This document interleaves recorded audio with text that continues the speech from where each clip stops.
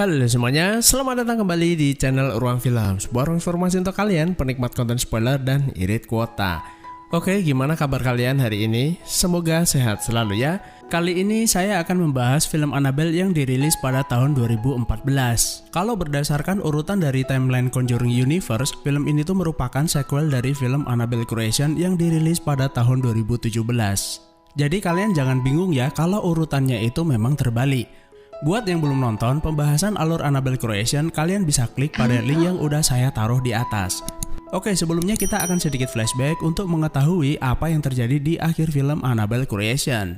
Di akhir film itu, seorang anak yang bernama Janice yang tinggal di rumah keluarga Mullins telah dipengaruhi oleh iblis jahat yang ada di rumah tersebut. Lalu ia menghilang tanpa seorang pun tahu di mana ia berada. Sampai akhirnya ia tuh ditemukan di sebuah panti asuhan dan diadopsi oleh keluarga Higgins. Kepada orang tua barunya, Janice juga mengaku kalau namanya adalah Annabelle. Film Annabelle ini merupakan sebuah film yang diangkat dari kisah nyata boneka berhantu bernama Raggedy Ann, sama seperti boneka yang dihadiahkan kepada Annabelle, di mana saat ini boneka tersebut tersimpan di lemari kaca milik pasangan paranormal Ed dan Lorraine Warren. Setting di film ini adalah pada tahun 67 atau 12 tahun setelah kejadian di Annabelle Creation. Oke, mari kita langsung masuk aja ke pembahasan filmnya. Cerita ini diawali oleh pasangan suami istri bernama John dan Mia yang sedang melaksanakan ibadah rutin. Kebetulan mereka ini bertetangga dengan keluarga Higgins dan sering menumpang mobil untuk pergi beribadah bersama-sama. Sebelum saling berpamitan, mereka mengobrol sebentar. Mia saat ini sedang mengandung dan menanti kelahiran anak pertama mereka. Nyonya Higgins berpesan agar mereka merawat dan menjaga bayinya dengan baik. Karena anak adalah anugerah dari Yang Kuasa, jika tidak anak-anak hanya akan menjadi beban dan bahan omongan tetangga. Sama seperti yang terjadi pada putri mereka yaitu Annabelle, dan ternyata udah sejak 2 tahun yang lalu Annabelle tuh minggat dari rumah dan gak ada kabar sama sekali.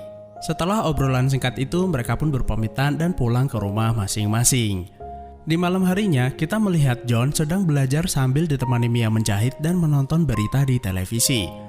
John ini adalah seorang dokter yang sedang menjalani studi lanjutan. Ya, meskipun udah menjadi pak dokter, John pun tetap harus rajin belajar. Nggak seperti kalian yang besoknya ujian tapi malamnya masih main FF. Tiba-tiba John meminta Mia untuk mematikan TV, karena TV itu menyiarkan berita tentang pembunuhan dan sebuah aliran sesat. Menurutnya, berita semacam itu tuh nggak bagus untuk dilihat dan dapat didengar bayi dalam kandungannya. Apalagi John adalah seorang dokter. John juga berkata kalau menjadi seorang ayah menurutnya akan menjadi hal yang cukup sulit. Mendengar perkataan suaminya, Mia yang lagi hamil menjadi sensitif dan ia pun pergi ke kamar dan gak lama kemudian disusul oleh John. John langsung meminta maaf kepada Mia kalau ia tidak bermaksud menyinggung perasaannya. Ia hanya sedikit stres karena harus segera menyelesaikan studinya. Mia pun hanya tersenyum dan langsung memaafkannya. Kemudian John keluar kamar dan mengatakan akan memberi sesuatu untuknya yang sebenarnya akan diberikan saat bayinya lahir. Hadiah tersebut ternyata sebuah boneka yang udah lama banget dipenginin sama Mia dan sangat sulit sekali mencarinya. Karena boneka itu adalah boneka edisi terbatas dan dijual dengan sangat mahal. Kemarin sih sempat lihat ya, ada yang unboxing tuh harganya sampai 26 juta. Ya, mahal banget kan? Agak sedikit ngangkang. Mia begitu senang, kemudian ia menaruhnya bersama boneka koleksinya yang lain dan ia pun segera tidur. Di tengah malam, Mia terbangun karena mendengar teriakan dari rumah sebelah, yaitu keluarga Higgins. Mia segera membangunkan suaminya untuk memeriksanya. Kita tahu ya kalau di ending film Annabelle Creation, Annabelle yang udah lama minggat itu tiba-tiba pulang ke rumah bersama pacarnya. Bukan untuk dikenalin, tapi malah diajak membunuh kedua orang tuanya. Setelah memeriksa apa yang terjadi di dalam rumah, tiba-tiba John keluar dalam keadaan berlumuran darah. Ia langsung meminta Mia untuk kembali ke rumah dan menelpon polisi. Tanpa ia sadari, ada seorang wanita yang gak lain adalah Annabelle masuk ke dalam rumahnya. Wanita itu mengambil boneka milik Mia dan mengatakan kalau ia menyukai bonekanya. Mia menjadi ketakutan dong dan mengatakan kalau ia boleh memilikinya dan memintanya pergi. Tiba-tiba pacar Annabelle datang dan langsung menusuk perut Mia. John yang masuk ke dalam rumah langsung melindungi istrinya. Pria itu kembali melancarkan serangannya. Untung saja polisi yang udah datang langsung menembaknya. Sementara itu Annabelle berlari ke dalam kamar dan ia ditemukan sudah bunuh diri. Terlihat darah Annabelle menetes pada pipi boneka tersebut. Mia pun segera dilarikan ke rumah sakit dan untungnya bayi dalam kandungannya itu selamat. Setelah sembuh, Mia pun pulang ke rumahnya, namun sepertinya ia masih trauma dengan kejadian yang menimpanya. Mia yang sebentar lagi lahiran juga memiliki firasat nggak baik. John berusaha membuat Mia tenang dan mengatakan tidak ada yang perlu dikhawatirkan. Malam harinya, iblis yang bersemayam di boneka Annabelle mulai berulah. Sebuah mesin jahit tiba-tiba menyala sendiri. John yang terbangun pun segera memeriksa kemudian mematikannya. Ia juga melihat pintu kamar calon bayinya terbuka. Namun sepertinya ada sesuatu yang mengganjal dan membuat pintu itu tidak bisa ditutup. Boneka Annabelle yang semestinya berada di atas tiba-tiba udah berpindah dengan sendirinya. John mengambilnya lalu meletakkannya di kursi goyang dan kembali ke kamarnya. Keesokan harinya, John bilang kepada Mia kalau ada seorang detektif yang ingin menemui mereka. Detektif itu ingin memberitahu beberapa hal tentang kejadian yang menimpa mereka sebelumnya. Sambil berjalan ke kamar, Mia melihat boneka yang seharusnya menghadap depan tiba-tiba berada dalam posisi tengkurap. Karena itu, ia meminta John untuk segera membuangnya. Kemudian, mereka pergi ke tempat detektif yang memanggilnya. Ia memberikan sebuah informasi kalau Annabelle Higgins bersama pacarnya adalah pengikut aliran sesat. Mereka membuktikan kesetiaan mereka dengan berbuat kejam dan kekerasan. Detektif itu ingin melanjutkan informasinya, namun Mia merasa sudah cukup dan ingin segera pulang. Setelah sampai di rumah, John melihat Mia kelelahan dan ingin membuatkannya sebuah popcorn. Namun karena Mia keburu tidur, ia pun mematikan kompornya. Keesokan harinya, setelah membantu John bersiap kerja, Mia melanjutkan hobinya yaitu menjahit. Tanpa ia sadari, kompor di dapur menyala sendiri dan tentu saja itu adalah ulah iblis. Karena ia juga asik menonton, tanpa sengaja jarinya terkena jarum. Ia segera pergi untuk membersihkan lukanya dan saat yang bersamaan kompor di dapur meletup dan membakar ruangan tersebut. Mia segera ke dapur dan api yang meletup itu membuatnya panik lalu terjatuh. Tiba-tiba iblis itu dari dalam dapur menariknya dan untung saja para tetangga segera datang dan menyelamatkannya. Mendengar kecelakaan yang dialami Mia, John segera menuju rumah sakit untuk menemuinya. Mia dalam keadaan baik dan ternyata di saat yang bersamaan ia sudah melahirkan putrinya. Mia merasa bahwa rumah tersebut berhantu dan meminta John untuk pindah dari sana. Singkat cerita, mereka pun pindah ke sebuah apartemen. Keesokan harinya, mereka pun pergi ke gereja untuk melaksanakan ibadah rutin. Kemudian, seorang pendeta menemui Mia dan bermaksud mengambil foto anaknya. Pendeta itu juga sepertinya merasakan ada sesuatu yang terjadi pada keluarganya setelah beberapa insiden menimpanya. Namun, Mia memotong pembicaraan karena sudah melihat John datang dan segera pulang. Di apartemen barunya, mereka mulai membereskan barang-barang. Mia juga memajang beberapa boneka miliknya. Anehnya, boneka Annabelle juga ada di dalam kardus. John bersumpah kalau ia sudah membuangnya dan ia meminta boneka itu untuk membuangnya kembali. Namun, Mia lebih memilih untuk menyimpan dan memajangnya. Ia belum menyadari kalau insiden di rumahnya berhubungan dengan boneka tersebut, namun disebabkan oleh hantu yang mendiami rumah mereka sebelumnya. Saat Mia sedang istirahat, tiba-tiba ada sosok menyeramkan mendatangi bayinya dan membuatnya menangis. Karena itu, Mia membawanya keluar untuk berjalan-jalan. Di tangga apartemen, Mia bertemu dengan dua anak kecil yang sedang asik menggambar, dan salah satunya kebetulan mirip sekali dengan Annabelle kecil. Saat berjalan di depan toko buku-buku kuno, ia dihampiri pemiliknya yang bernama Evelyn. Ternyata ia juga anggota gereja yang sama dengan Mia. Evelyn pun mempersilahkannya untuk mampir ke tokonya jika ada waktu. Sesampainya di rumah, Mia mendapati gambar milik anak kecil itu tergeletak dan mengambilnya. Gambar tersebut terlihat sama seperti dirinya yang sedang mendorong kereta bayi. Dan sambil berjalan ke atas, ia menemukan selembar demi selembar. Dan gambar tersebut memperlihatkan ia dan kereta bayinya mengalami kecelakaan. Mia pun menunjukkan gambar itu kepada John dan ia merasa kalau gambar tersebut merupakan sebuah pertanda. Namun John mengatakan kalau gambar itu hanyalah imajinasi anak-anak yang berlebihan. Seperti biasa, karena sering lembur, lagi-lagi John terlambat pulang. Mia yang sendirian di rumah kembali diteror iblis tersebut. Mia merasa ada yang sedang bersembunyi di balik tirai jendela. Lalu sesuatu yang tidak terlihat menghempaskannya dan tiba-tiba muncul anak kecil berlarian melewatinya. Mesin jahit miliknya juga tiba-tiba menyala sendiri. Saat sedang mematikannya, terlihat seorang anak kecil di sana dan berlari ke arahnya. Anak kecil itu berubah menjadi sosok Annabelle dewasa kemudian menghilang. Karena teror yang dialaminya, mereka pun pergi ke gereja untuk berkonsultasi dengan pendeta yang mereka kenal. Ia juga siap membantu jika ada masalah baru muncul. Malam harinya, lagi-lagi John pulang terlambat. Karena barang-barang di rumahnya masih berantakan, Mia pun berniat menaruh sebagian barang-barangnya di gudang apartemen. Kemudian, ia meletakkan bayinya ke dalam box tidurnya lalu pergi ke bawah. Saat sedang beres-beres, ia dikejutkan dengan suara tangis bayi di dalam sebuah kereta dorong. Mia pun menghampirinya, namun gak ada apa-apa di sana. Tiba-tiba iblis itu datang dan menggenggam tangannya. Karena ia ketakutan, ia pun menuju lift untuk kembali ke atas. Ia juga merasakan sakit pada tangannya dan ternyata luka itu membentuk sebuah simbol. Lift tersebut mendadak tidak berfungsi dan ia langsung menuju tangga darurat untuk kembali ke kamarnya. Mia juga melihat kalau iblis itu mengikutinya, namun ia berhasil kembali ke kamarnya. Keesokan harinya, ia melihat kalau luka di tangannya hilang secara misterius. Kemudian, Mia memutuskan bertemu kembali dengan detektif untuk bertanya lebih lanjut mengenai Annabelle. Detektif itu lalu menunjukkan foto Annabelle sebelum menghilang dan mengikuti aliran sesat bernama REM. Dalam dokumentasinya, ia juga melihat sebuah simbol atau tanda yang sama dengan luka yang pernah didapatnya.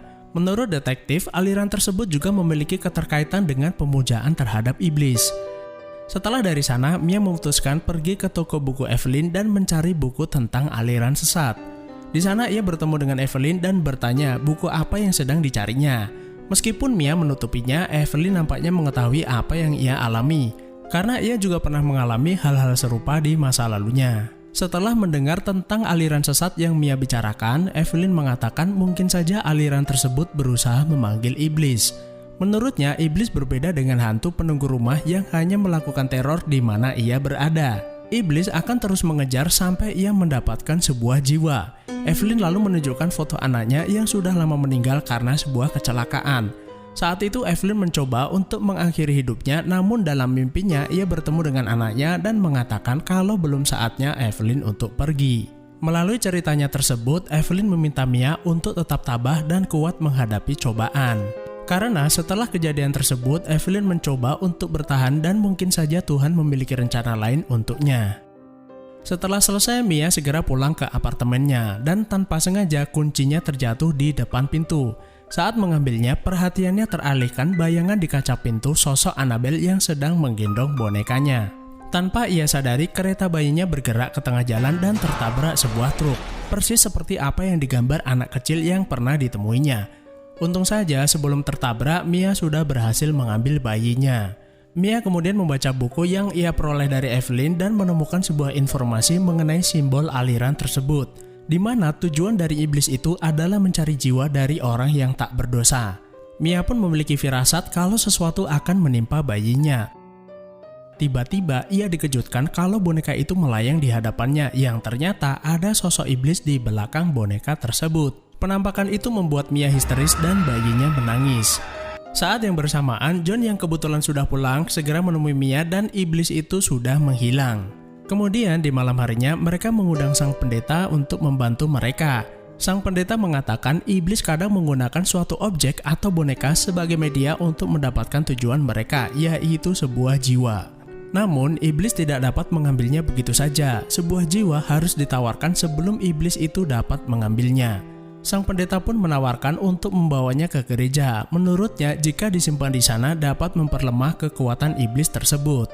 Setelah sampai gereja, ternyata iblis itu mengikutinya. Dan dengan menyamar sebagai sosok Annabelle, ia pun menyerang sang pendeta lalu mengambil boneka tersebut. Beruntung insiden itu tidak membuatnya meninggal. John yang mendengar kejadian tersebut pergi ke kamar di mana ia dirawat dan bermaksud menunggunya sampai sadar untuk mengetahui apa yang sudah terjadi. Sementara itu, Evelyn diundang Mia untuk menemaninya di rumah selama John tidak ada. Malam harinya, sang pendeta akhirnya tersadar. Melihat John ada di sana, ia segera memberitahu kalau iblis telah hadir dan ia dapat merasakan keinginan iblis tersebut untuk mengambil sebuah jiwa. John kemudian merasakan sesuatu yang buruk akan menimpa keluarganya lalu segera menelponnya. John memberitahu kalau sang pendeta diserang oleh iblis dan meminta Mia segera pergi dari sana. Namun telepon itu mengalami gangguan dan membuat suara John tidak terdengar jelas. Tiba-tiba ada seseorang mengetuk pintu dan terlihat seperti bapak pendeta. Tentu saja itu adalah iblis yang sedang menyamar. Kemudian iblis itu langsung melancarkan terornya. Lalu Mia teringat dengan bayinya, namun iblis itu sudah mengambil dan menyembunyikannya. Evelyn meminta Mia untuk keluar dari apartemen dan langsung pergi ke gereja. Iblis itu ternyata sudah berada di langit-langit dan langsung menyerang Evelyn. Iblis itu membuat pintu terkunci dan Mia pun terjebak di dalam. Kemudian ia mendengar suara tangisan bayinya lalu mencarinya. Di dalam kamar ia mendapati coretan di dinding kalau iblis itu meminta jiwanya. Lalu ia menemukan bayinya tergeletak di dekat pintu yang ternyata adalah sebuah boneka. Jendela di kamar tiba-tiba terbuka sendiri dan mengisyaratkan dirinya untuk mempersembahkan jiwanya. Mia tidak memiliki pilihan lain dan hanya dengan cara tersebut iblis itu akan mengembalikan bayinya, yang artinya iblis itu menawarkan sebuah pertukaran, yaitu jiwanya ditukar sebagai ganti keselamatan bayinya. John yang udah sampai ke apartemen segera mendobrak pintu dan bersama Evelyn mencari keberadaan Mia. Ia mendapati Mia sudah bersiap untuk loncat dari jendela sambil menggendong boneka Annabelle. Namun sebelum Mia berhasil loncat dari jendela, John berhasil mencegahnya. Ia pun berusaha menenangkan Mia dan mencoba untuk mencari jalan lain, dan ternyata Evelyn diam-diam mengambil boneka tersebut dan berniat mengorbankan dirinya demi keselamatan bayi mereka. Evelyn berpikir mungkin inilah maksud perkataan anaknya yang ada di dalam mimpinya. Setelah itu ia loncat dan langsung meninggal. Gak lama kemudian bayinya sudah berada di sana dan iblis itu telah mengembalikannya.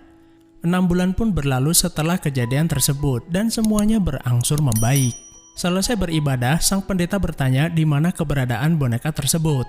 Mereka berdua pun tidak mengetahuinya dan mungkin saja polisi telah membawanya pergi. Sang pendeta pun kemudian meminta mereka untuk bersama-sama mendoakan keselamatan bagi siapapun yang melakukan kontak dengan boneka tersebut. Hingga pada suatu hari, boneka itu terpajang di sebuah swalayan dan dibeli oleh seorang ibu-ibu sebagai hadiah untuk putrinya. Sampai akhirnya boneka tersebut kembali melakukan teror. Dan kejadian selanjutnya diceritakan pada opening yang ada di film ini.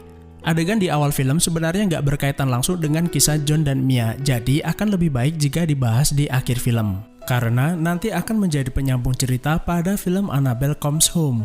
Selain itu, film Annabelle juga merupakan prequel dari film-film The Conjuring. Di mana setelah mendapatkan sebuah hadiah boneka dari ibunya dan mengalami kejadian aneh, mereka berkonsultasi kepada pasangan paranormal bernama Ed dan Lauren Warren yang akan banyak beraksi pada film The Conjuring.